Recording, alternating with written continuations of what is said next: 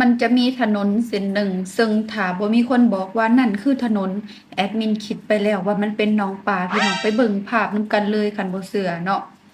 เพราะว่าในช่วงฤดูฝนนี่มันก็ไปมายุ่งยากในบางเขตที่ว่ามันบ่ทันได้แล้วถนนหนทางเนาะ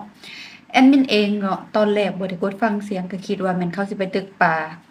พอดกดฟังเสียงแล้วแล้วจมว่ามื้อนี้สิขอออกมาไลฟ์สดเนาะ เนื่องจากว่าคนที่เที่ยวไปเที่ยวมานี่ได้รับผลกระทบได้รับผลเดือดร้อน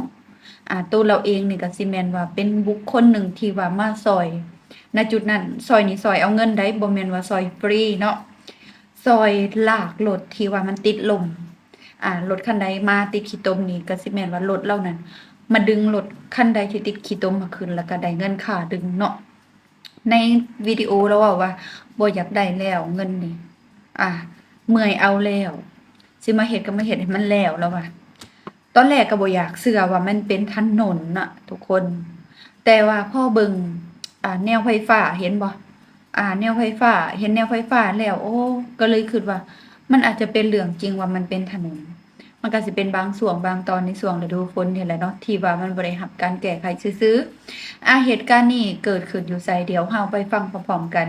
คลิปนี้ให้เครดิตเนาะแอดมินเห็นจากทางช่องเพจสาธารณะของสปปลาวได้แชร์มาชื่อว่าเพจทรโคงเป็นเฟซบุ๊กส่วนตัวของเอื้อยผู้หญิงคนหนึ่งเนาะเดี๋ยวแอดมินขึ้นให้เบิ่งเนาะไปติดตามชมคลิปเต็มอยู่ช่องเราก็ได้โดยต้องช่อง Facebook นั่นเองเอาไปเบิ่งวิดีโอพร้อมๆกันบ่ได้ละเพื่อนหลายผู้ฮักอยู่นี้ก็บ่อยากได้ละเงินประชาชนเงินนอกค่าเสาค่าเฮ็ดนี่ก็ได้มื้อนี้ออกมาไล่สดอีกตึมก่อนเด้อมื้อนี้น่ะเป็นอะไรห่างเส้นนี้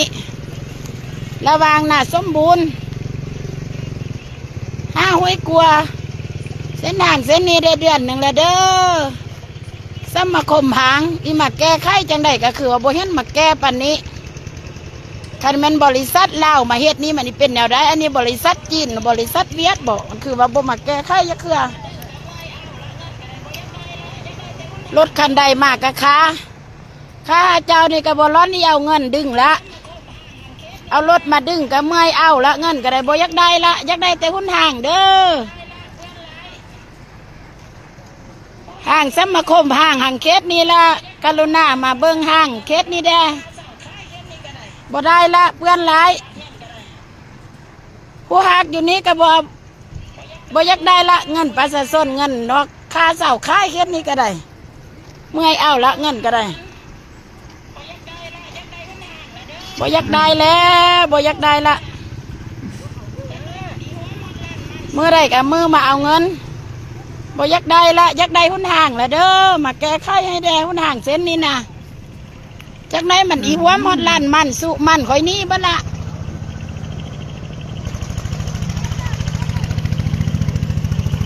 โอ้ตอกคดีบรรทุกหนักๆเลย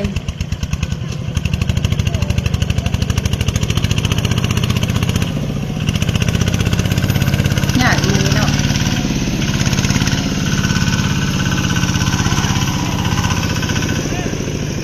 รถติดลมอันตรายเลยเนาะบ่รถซิงอันดึงให้เพิ่นได้ซะนะหอมปากหอมคอเนาะพี่น้องเนาะเรื่องของรถติดลมในช่วงฤดูฝนนี่ เสือว่าอยู่หลายๆเขตยังเป็นอยู่หลายๆเขตยังติดลมอยู่เนาะซึ่งว่า เห็นหลายๆพื้นที่ที่ว่าเก็บเงินกันไปสร้างถนนหนทางย้อนว่ารอท่าบ่ได้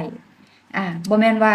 รัฐบาลบ่มาแปลงเด้บ่แม่นว่ารัฐบาลบ่เอางบให้ได้ให้แต่ว่าบ่แม่นตอนนี้เนาะอาจจะอยู่ภายภาคหน้าพุ่น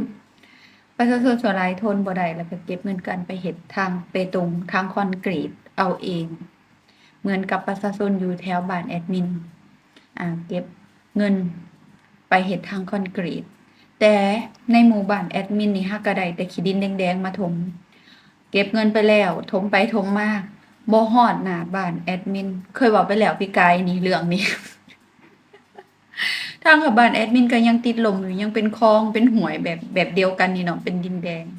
อันนี้มันขึ้นกับการบริหารของพ่อใหญ่บ้านแอดมินอยู่เพราะว่าเพิ่นเลือกที่จะ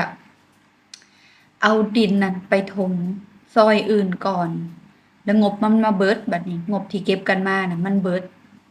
มันละมาบ่ฮอดเฮือนแอดมินเลยถามมาฮอดปีนี้ก็ยังบ่ทันได้เห็นว่าเก็บงบกันมาสร้างใหม่มาเอาดินมาถมใหม่อยู่เนาะอันนี้ก็คือเจ็บใจเนาะทุกคนเนาะอันออกเงินไปแล้วบัดทางเขาเฮือนผู้อื่นอยู่ซอยอื่นเพิ่นก็ดีบัดทางเขาเฮือนเฮาอยู่ซอยเฮือนเฮาบัดยังเป็นโศกเป็นเหวคือเก่าอยู่อันนี้ก็เสียใจก็เฮ็ดอิหยังบ่ได้เนาะเพราะว่าเฮาบ่ได้เป็นพ่อใหญ่บ้าน ถ้าว่าแอดมินเป็นผู้ใหญ่บ้านนี่คือสิได้ทางเปตงแต่ดนแล้วเนาะทางคอนกรีตแต่ดนแล้วเนาะถ้าบ่อยากเป็นเด้อพี่น้องเอ้ยเนาะเมื่อยรับฟังปัญหาของลูกบ้านเนาะเฮากลับคืนมาในประเด็นของเรื่องถนนหนทางเนาะอันนี้แอดมินบ่ได้เมารวมเด้อทางที่ดีๆก็มีเดี๋ยวนี้ประเทศลาวกำลังมุ่งหน้าพัฒนาเส้นทางด่วนเลยเนาะเส้นทางด่วนหลายเส้นได้ประเทศลาวนี่กำลังสิเจริญรุ่งเรืองได้กำลังสิแบบ โอ้โหเวอร์วังขึ้นไปเลยเนาะปานผุแตกพุ่นแหละปังๆปุริเย่พุ่นเลยเนาะแต่ว่ามีบางพื้นที่เท่านั้นเนาะที่ว่ามันเป็นแบบนี้เป็นเหมือนดังภาพที่เห็นนี่เนาะทุกคนอันนี้แอดมินก็เลยอยากให้บางคนเนาะที่กำลังที่ไปเกทับบ้านอื่นเขานะว่าประเทศลาวนี่ถนนหนทางสะดวกสบายทางคอนกรีตทางลาดยางอ่านำไลไฟสว่างอันเป็นคำเว้าของผู้ใดเนาะผู้ใดขึ้นชื่อเนี่ยคำนี้ สบายอยู่ประเทศลาวนี่นำไลไฟสว่างทางสะดวกสบาย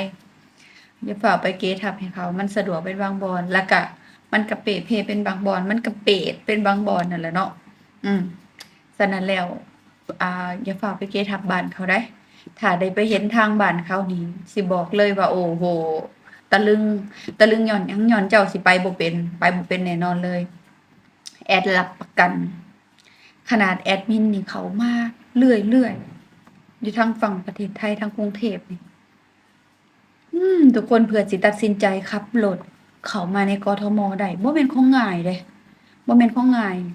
ครั้งล่าสุดยังตัดสินใจนั่งเครื่องมาบ่กล้าเอารถมาไปแท็กซี่ดีกว่าเนาะไปรถสาธารณะดีกว่านั่นแหละทุกคนเส้นทางมันมีแบบเส้นข้าวปุ้นมันแบบใดเส้นข้าวปุ้นประมาณนั้นแหละพันกันคือเลข8นี่ก็มีกลับรถเขาบ่ได้กลับไฟแดงคือบ้านเฮาได้กลับรถนี่เขามีสะพานกลับรถไปยูเทิร์นอยู่เทิงพุ่นอันนี้อยู่ในตัวเมืองใหญ่เขาเนาะอยู่ในกทมนะออกมาแถวปทุมแถวนครนายกทางนี้สะพานกลับรถได้ทุกคนผู้ใดสิกลับรถก็ชิดซ้ายไปเลยชิดซ้ายไปก็ขึ้นสะพานโค้งกลับมาแอดมินเห็นแล้วโอ้เจ๋งเว้ยบ่เคยเห็นอยู่บ้านเจ้าของจักเทื่อเนาะแบบนี้แต่ก็สิมีอยู่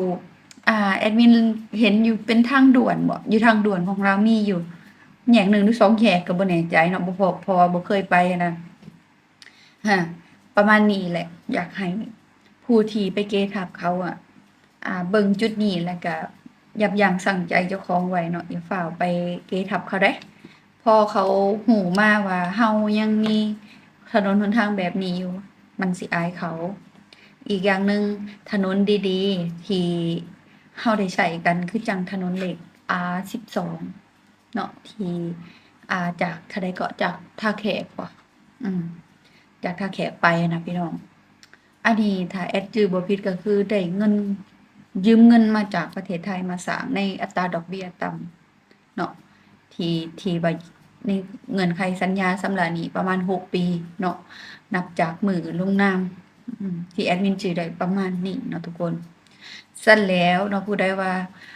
นำไลไฟสว่างก็ใส่วงเล็บไว้ในเด้อว่าหนทางสะดวกสบายก็เป็นบางบอนใส่ไว้แบบนี้เนาะมันจังสิบ่เก้อบ่เสียหน้าเนาะทุกคนเนาะแอดมินก็อยากเว้าหลายยายห่างอีกแล้วทุกคนขอลาลงหาเลยสำบายดี